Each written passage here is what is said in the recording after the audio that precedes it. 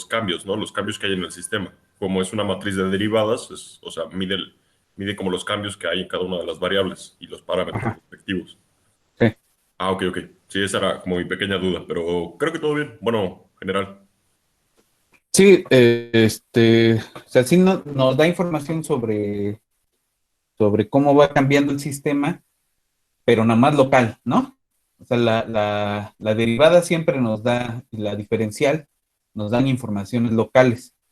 Es decir, la idea que hay detrás aquí es esto que nos dicen en algunos cursos de cálculo y en otros no insisten suficientemente en ello, que la diferencial es la transformación lineal que se aproxima mejor al comportamiento de la función, ¿no? En este caso, de la función que describe nuestro sistema.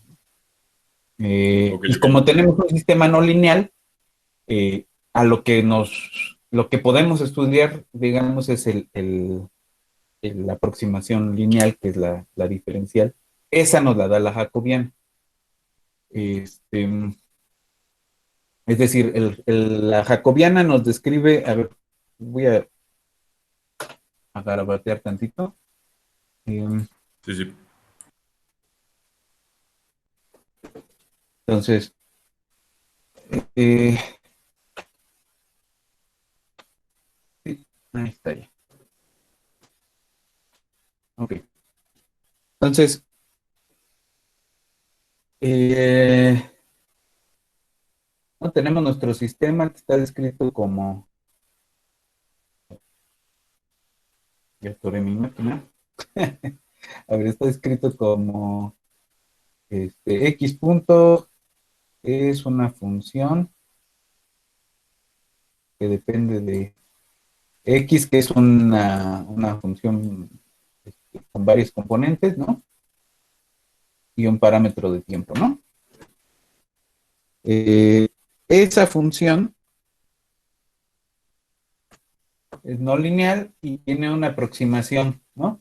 Esa aproximación pues es la diferencial, pero es una aproximación nomás alrededor de un punto, ¿no? Sí. Entonces, si yo me fijo, si el punto descrito por X de T estrellita, y me fijo en la diferencial, es decir, en la jacobiana de F en el punto X estrellita de T, ese me da una aproximación de qué forma, pues voy a tener el sistema X punto igual a la diferencial de F en X estrellita, ya voy a omitir la T, aplicado al X, ¿no? Entonces, en lugar de tener una función eh, no lineal, voy a tener esta que es una transformación lineal y que geométricamente ya tengo ahí un montón de información de cómo se comporta, pero únicamente alrededor de ese punto, siempre y cuando el, esta matriz, los valores propios tengan parte real distinta de cero. Si la parte real es cero, no tenemos suficiente información como para decir localmente está pasando esto, ¿no? Nos da una buena aproximación en algunos casos, pero no tenemos certeza, ¿no? Eso es lo que se llama, cuando eso pasa, es decir, cuando los valores propios de esta matriz tienen parte real nula, vamos a decir que el problema es no hiperbólico, ¿no? Sí, sí, sí. Aunque, bueno, de ahí me surge otra pregunta. Entiendo que cuando la parte real es cero, no podemos decir como que está pasando localmente, pero por ejemplo, si las soluciones fueran complejas, ¿tendría algún sentido hacer interpretación de ellas? Eh, sí, se puede. eh, el caso, por ejemplo, el caso del péndulo, tienes una cosa de ese estilo y tienes los puntos de equilibrio, lo que tienes justo son valores propios con parte real nula, y lo que haces es, bueno, dices, yo tengo una solución compleja, ¿no? Se ve como algo por seno de teta, perdón, por el coseno de teta, algo por el coseno de teta, digamos, beta, más, y por algo por el seno de teta, ¿no? De t, perdón. Eh, y entonces lo que puedes hacer es tomar la parte real y la parte imaginaria, y esas dos se, se prueban, ¿no? Que son soluciones reales del sistema.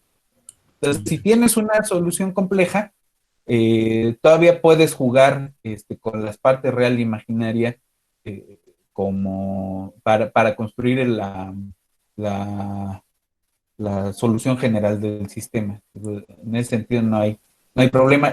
El asunto es que en el linealizado, cuando tienes la parte real cero, si tienes, ay, ¿no? Si tienes un punto fijo, un punto estacionario, perdón, una solución estacionaria, y allí la linealización tiene parte real cero, significa que en el caso lineal, en el caso de tienes que las soluciones localmente le están dando la vuelta, ¿no? Tienes un centro. Sí, Dependiendo del módulo, pues esto puede estar en una dirección o en otra, ¿no? Si se puede aproximar bien, entonces lo más probable es que en el no lineal tengas una espiral, pero puedes tener este tipo de comportamientos que son los centros no lineales, eh, pero no tienes la certeza, o sea, esa es la dificultad, ¿no? Que si tu problema no es hiperbólico, este, pues tienes que acudir a otra cosa. sí, sí, sí. Bueno, Ok, bueno, pues creo que eh, con eso yo quedo bien. Muchas gracias. ok. En el, hay una cosa, ¿no? En el caso del herbívoro planta este, polinizador, pues nuestro plano fase, nuestro espacio fase, pues tiene tres dimensiones, ¿no? Y pues ahí ya va a depender de qué tanta información tengamos alrededor de los puntos. En ese sistema, la parte más bonita es que siempre tenemos dos, ¿no? Uno donde no hay dinámica y uno que corresponde digamos que esta es no me acuerdo cómo le puse X, Y, Z, ¿no? Y la Y es el polinizador, la X es la planta y la Z el herbívoro, ¿no? Entonces, el punto 000 siempre es un punto fijo y afortunadamente siempre es repulsor, ¿no? Si no, estaríamos jugando a nada, ¿no? Sí, Pero hay otro punto, cuando la planta alcanza su,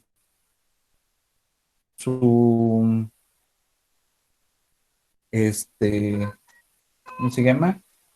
Su, la capacidad de carga del sistema, hay otro punto fijo allí. Eh, y hay ausencia tanto de herbívoros como de polinizadores, ¿no? Eh, entonces hay un plano aquí, ¿no? Y va a depender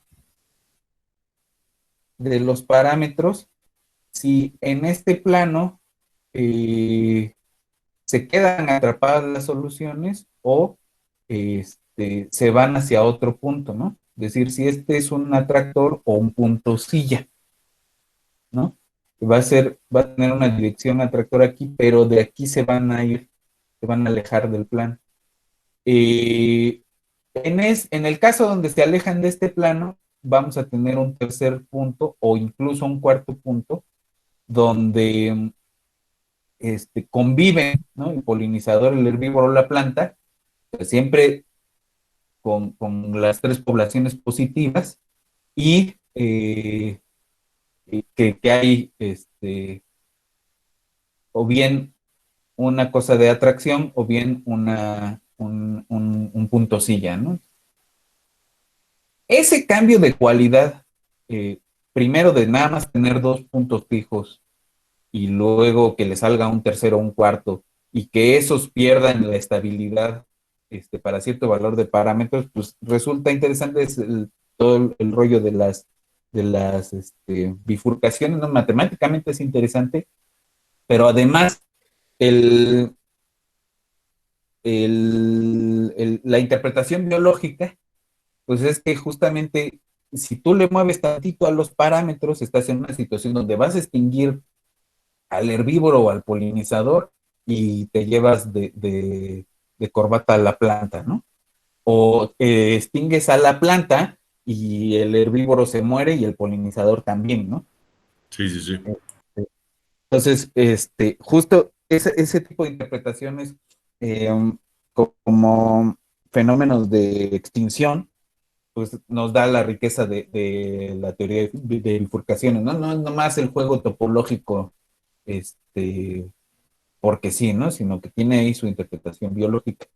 Limitada, claro, por el tipo de interacciones que estamos planteando, ¿no? Eh, Digo, si quisiéramos reflejar algo más con otro tipo de riqueza, tendríamos que usar otro tipo de herramienta porque va a ir escalando la complejidad del análisis conforme escalemos la dimensión del modelo. Ok, ok. Eh, en la sesión que se va a transmitir en un ratito, hacia el final empiezo a utilizar un, eh, una plataforma que se llama NetLogo. Y, y en NetLogo es un programita que se empezó que se diseñó para hacer modelación basada en agentes. Eh, que hasta ahorita lo habíamos mencionado, pero no habíamos empezado a jugar con eso, ¿no? Y en las siguientes sesiones vamos a meterle cada vez más al NetLogo porque nos vamos a encontrar con varias dificultades a la hora de hacer el análisis de las ecuaciones de reacción, ¿no? Que es uno de los temas que voy a dar en la sesión grabada de hoy, que digamos, tenemos una aproximación lineal al problema de la difusión y esa aproximación pues es tan buena y tan mala como cualquier aproximación lineal, ¿no? El NetLogo nos va a permitir jugar de otra forma con la difusión.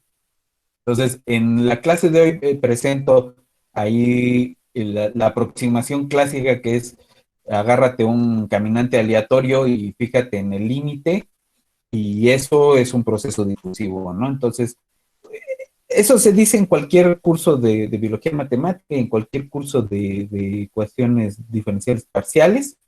No me acuerdo si en todos los cursos de probabilidad se habla de caminantes aleatorios y de aproximaciones continuas, pero al menos en los de parciales y en los de ecuaciones, perdón, los de biología matemática muy hacia este lado de ecuaciones, se habla de eso, pero yo nunca había visto que hicieran una simulación así de bulto, donde se viera que de veras, cuando aumentas el número de caminantes, pues tienes un proceso difusivo, ¿no? Y eso es lo que traté de hacer en la sesión de hoy. Pero hay otra forma de hacerlo. Acá les estoy compartiendo la ventanita del network Y el NetLogo tiene varias cosas interesantes. Y la que a mí me gusta mucho es que tienes al mismo tiempo un espacio donde se ejecuta el programa y tienes la visualización de las cosas y una ventanita donde tienes el código. Entonces, eh, aquí hay pero no, lo que a mí me interesa es otra cosa. Tiene varios ejemplos precargados, que es otra cosa que llama bastante la atención. Eh, y viene dividido así por temas, ¿no? Eh, y una cosa que vamos a empezar a, a jugar es con autómatas celulares. Uno de los autómatas celulares más sencillos es el, el juego de la vida. Entonces, el juego de la vida es un modelo en autómatas que propuso Conway con unas reglas bastante sencillas que están acá. Eh, el sistema tiene dos estados, ¿no? Que podemos considerar como vivo o no vivo, o como enfermo o no enfermo, ¿no? Prendido y apagado, ¿no? Eh, y la regla de interacción entre pedazos del plano, ¿no? Lo que se hace es teselar el plano con cuadraditos o con hexágonos, y dependiendo del tipo de vecindad que tengas, tú planteas una regla, ¿no? Que tiene que ver con cómo son los vecinos. Entonces, la regla de transición de estado aquí es que si tienes muchos vecinos, si tú estás vivo y tienes muchos vecinos, te engentas y te mueres, ¿no? Pero si tienes poquitos vecinos, pues te sientes muy solo y también te mueres, ¿no? Vivos, ¿no? Entonces si tienes entre dos, si tienes tres vecinos, tu siguiente estado es vivo, ¿no? Estés vivo o estés apagado, ¿no? Pero si tus vecinos son menos de dos o más de tres, es decir, con cuatro ya te engentas, este, esa es la regla para pasar de estado vivo a estado muerto. Lo vamos a platicar con más cuidado en una sesión grabada, ¿no? Y entonces la idea es que tú tienes aleatoriamente elegidos celdas vivas, ¿no? Que son estos cuadritos de color oscuro. Eh, y cada vez que le picas este botón, se aplica la regla de transición. Y si lo dejamos correr, va a haber algunos que se quedan fijos, ¿no? Y podemos considerarlos equivalentes a puntos fijos del sistema, que son como estos o como estos. Y hay otros que se quedan haciendo dos cosas, ¿no? Que es como estar atrapado en un ciclo límite, como estos, ¿no? Y hay otros comportamientos más chistosos como este de aquí y este de aquí. Pero hay una tendencia hacia cierto tipo de atractor, ¿no? Ya sean ciclos límite o puntos fijos. Eh, Independientemente de la densidad que tengamos al principio, lo que sí afecta a la densidad es cuánto tiempo se va a tardar en alcanzar esos estados más o menos fijos, ¿no? Y con ese juguete también podemos jugar a procesos difusivos. Lo vamos a revisar con más cuidado después, pero lo que quería que viéramos era un modelito de... no,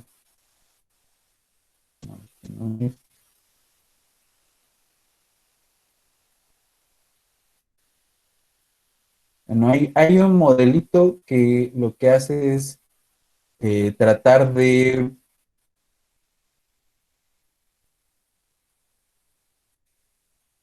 de modelar una enfermedad, ¿no? Y allí vamos a tener tres estados, nada más que no lo acabo de encontrar. Eh, Ahí vamos a tener tres estados y con esos tres estados ya podemos considerar el, el, que estamos modelando lo que queremos, ¿no? Y la idea básicamente es de la transición de estados es igual contar cuántos, cuántos vecinos se tienen y con esos vecinos se va a ir cambiando el sistemita. Bueno, uno parecido a ese es este modelito. No lo acabo de encontrar, pero tenemos que son dos estados, se le llama un modelo de votación, ¿no? Y entonces la regla que sigue se llama la regla de la mayoría, ¿no? Y entonces si la mayoría vota por algo, y tú ves a tus vecinos que votan por alguna cosa, están ustedes en una asamblea, ¿no? Y ven a todos los que tienen junto que votan por el paro y no quieren que los pateen si votan en contra del paro, entonces alzan la mano y votan por el paro, ¿no? O al revés. Están ustedes en ingeniería y quieren votar paro, pero todos sus vecinos votan porque no haya paro, y entonces no quieren que los pateen los porros de ingeniería y votan en contra, ¿no? Entonces, la idea es que se va a distribuir y hay un proceso de difusión de la idea de votar o no votar por alguna cosa. Si metemos más de dos estados, podemos ver un proceso que se acerca a la difusión de una sustancia en otra. Eso lo vamos a revisitar después. Pero es otra forma de ver la difusión, ¿no? Aquí es meter una regla más. ¿Qué pasa si empatan, no? Y aquí si se da una recompensa al que avisa primero que gana, ¿no? Y la parte interesante, que esta es más homogénea, ¿no? Y se parece un poco más a cómo se distribuyen las poblaciones. Entonces, en ese sentido, sí, se acerca a un proceso difusivo, aunque no es una difusión como la de ecuaciones diferenciales, ¿no? Es una difusión que depende de reglas locales de comportamiento y que en ese sentido no requieres ni plantear que hay eventos equiprobables, ni plantear que tus individuos son homogéneos, ¿no? Recoges cierta heterogeneidad de los individuos y recoges pues, este patrón difusivo al final.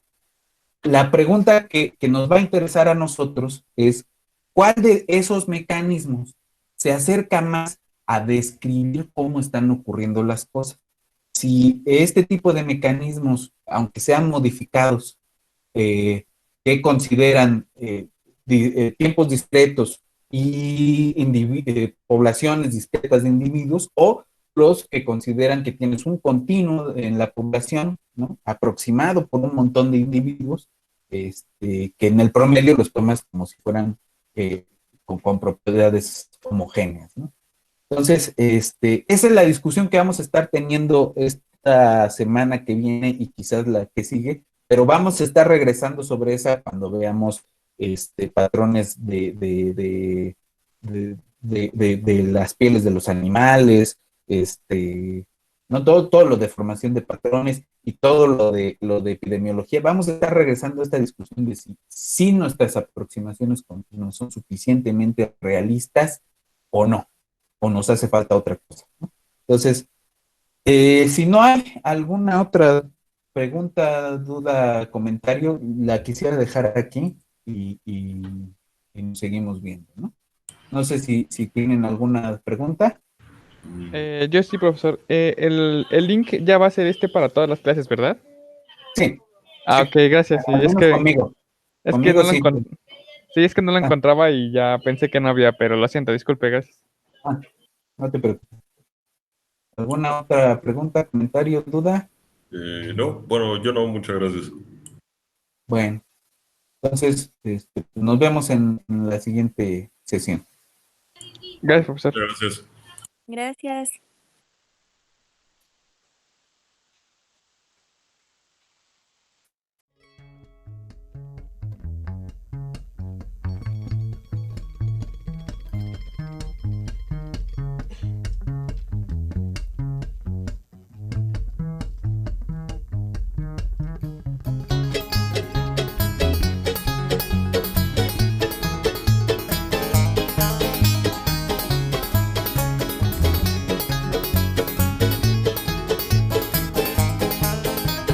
Creep and come till you find